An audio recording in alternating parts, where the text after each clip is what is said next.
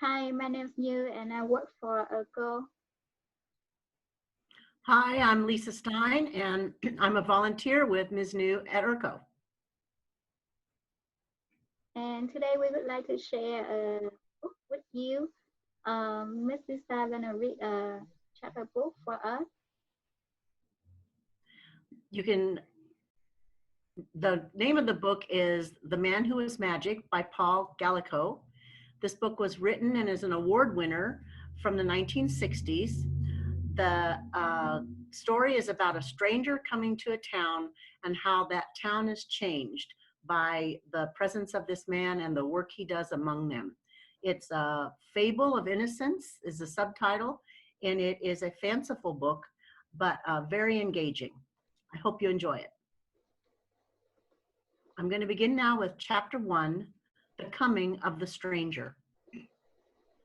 The stranger, dusty and travel-stained, accompanied by the small mop of a dog at his heels, emerged from the cool darkness of the woods where they had spent the night and paused for a moment in wonder at the first sight of their goal, Magia, the magical city. Perched upon a crag, seen from the valley below with its stone wall and towers, battlements, spires, and turrets rising above, shining in the early morning sunlight, it gave the impression of an island floating in the sky. Before proceeding up the winding pathway that climbed to the foot of the great bronze gates, the stranger wondered whether perhaps it was no more than the grandest illusion created by the world's illusionists who lived there. "Look, Mopsy," he said, addressing his dog. "There it is. Do you suppose it's real?" "Well," the dog replied, "as long as we've come this far, why don't we go the rest of the way and find out?"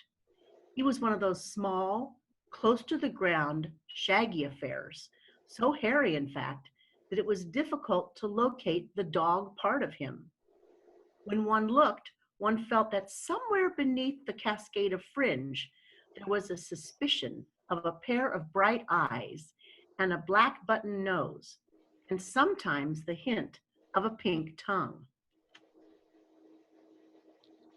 But one certainly could not be sure where his body ended and his legs began, or how much of his tail was tail and how much was him. The dog, however, was no ordinary one, for he was able to talk, or at least so the aspiring young musician who was his master claimed, and up to that time, no one had ever taken the trouble to prove that he couldn't. "That makes sense," said the stranger. "Come on then, up we go." He was a personable fellow, lean and clean of limb, narrow-waisted and wide-shouldered, the very picture of a brave, youthful adventurer. He had short-cropped, curly, copper-red hair and strange, light greenish eyes that almost disappeared in the crinkles at their corners when he smiled. His nose was rather long and humorous and went with a wide, friendly mouth. It was the kind of face which, if one were a nice person, one liked immediately, and if one wasn't, one didn't, and felt rather irritated by its gaiety. But what was most odd about him was that he was clad in the garb of forgotten times, hose of soft doeskin with a shirt and jerkin of the same material. A cap with a pheasant's tail feather was perched jauntily on the side of his head.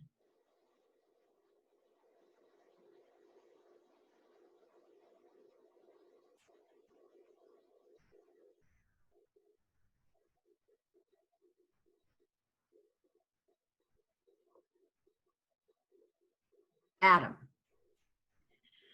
Thus they came to the foot of the magical city of Magia. The smooth bronze gates, 12 feet high, showed not a sign of a handle or a knocker.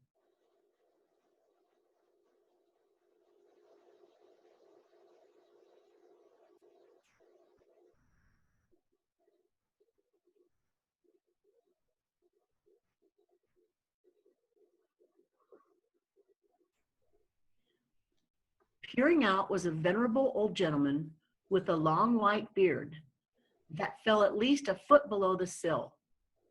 He was wearing a rather battered silk hat, and Adam could see he was clad in evening dress as well. In a voice that was as dry as the rustle of autumn leaves, he asked, "Who are you? Where do you come from? And what do you want?" The traveler doffed his cap politely and replied, "My name is Adam. I have come from Glimmer, behind the mountains of Strahan. I should like to apply for admission to the Guild of Master Magicians. I was told that this was where I must come." "Ah, yes," said the old man. "Elimination trials going on this morning in the town hall, finals tomorrow night in the municipal auditorium." He leaned further out to get a better view of the stranger and said, "Are you one of us? Only magicians allowed in here." "Well, yes, in a way, but I hope to be a famous one someday, like those I've heard about from Magia." "What do you mean in a way? Are you a magician or aren't you? Can you do tricks?" "A few." "What kind?" "Only the very simplest, sir," Adam replied. "Just magic, the ordinary sort. That's why I've come here to try to learn more." The old man said, "I've never seen a magician dressed like you before." Mopsy sat down and cocked his head up in the direction of the speaker and said, "Oh, you haven't? That seems to me a very personal remark. What's wrong with his clothes?" "Hush, Mopsy," said Adam.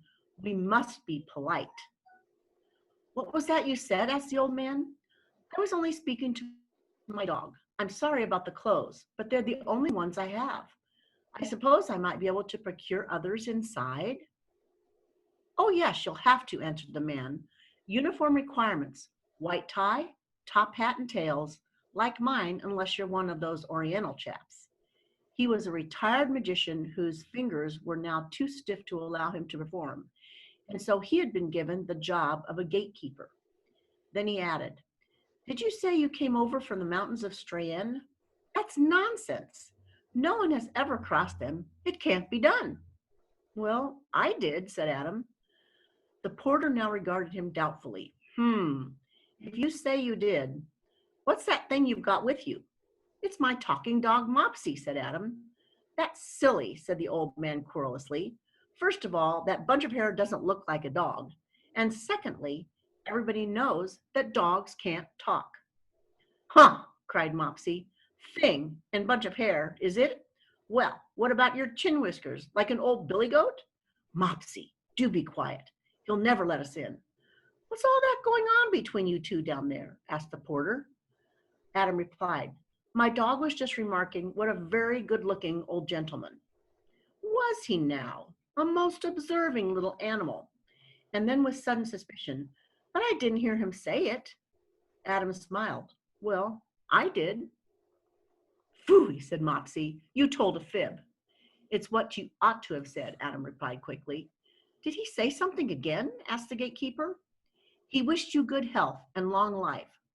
Mused the old man. "Anyone who managed to get over the mountains of Strahan and has a dog who can talk must be some kind of magician. Well, you'll need to be a good one, too. Do you know how many passed the judges in the first test?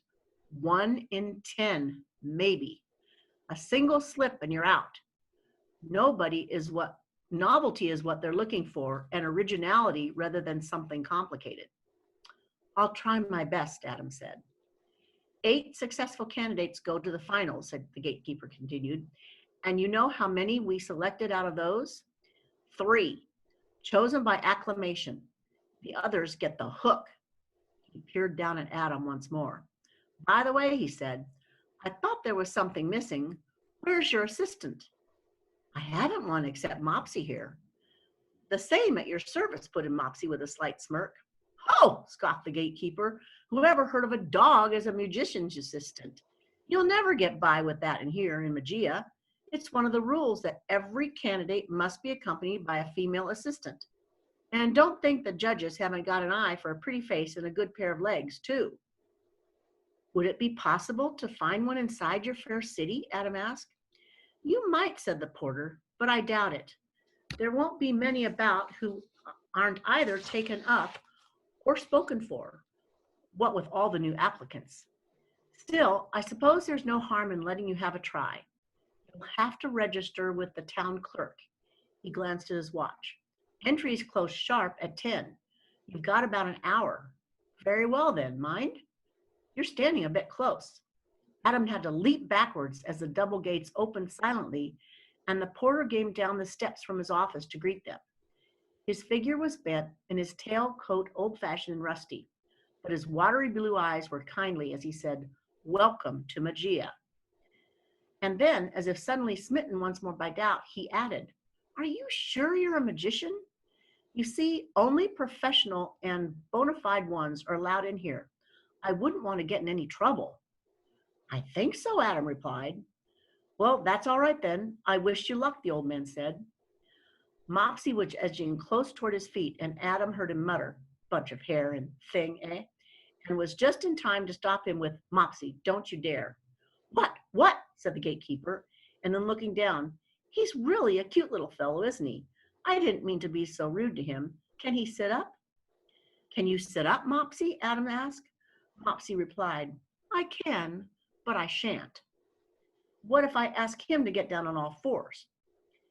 "He says he can, but he'd rather not," Adam explained. "He said it isn't dignified." Quite so, agreed the porter. How very extraordinary, a genuine talking dog. For by now, he was no longer sure whether it was Mopsy or Adam he had heard say things. "Well, come in, come in." Adam and Mopsy passed through into the city. They were at the end of their long journey. Immediately, they found themselves in such surroundings as they had never seen before.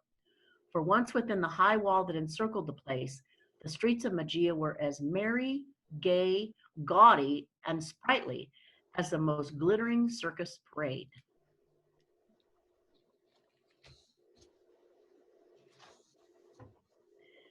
To summarize chapter 1, we've met 3 characters. We've met Adam, who is the stranger who has showed up at the gates of Magia to try to be a part of the finals for the magicians that are starting that night.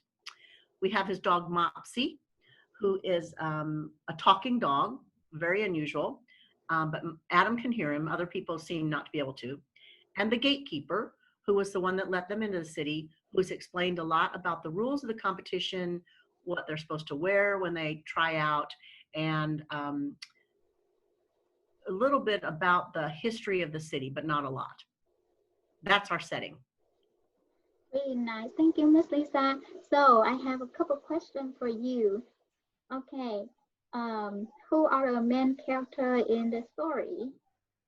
And think about what is the setting in the story. What is the city look like? And you can get a piece of paper and start thinking about, okay, who's Adam? What is he look like? And you can use a piece of paper and then start drawing, okay, imagination about what Adam look like. And a dog, the talking dog Mousy, what does it look like in your imagination?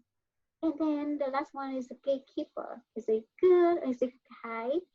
And then what's the rules of the competition?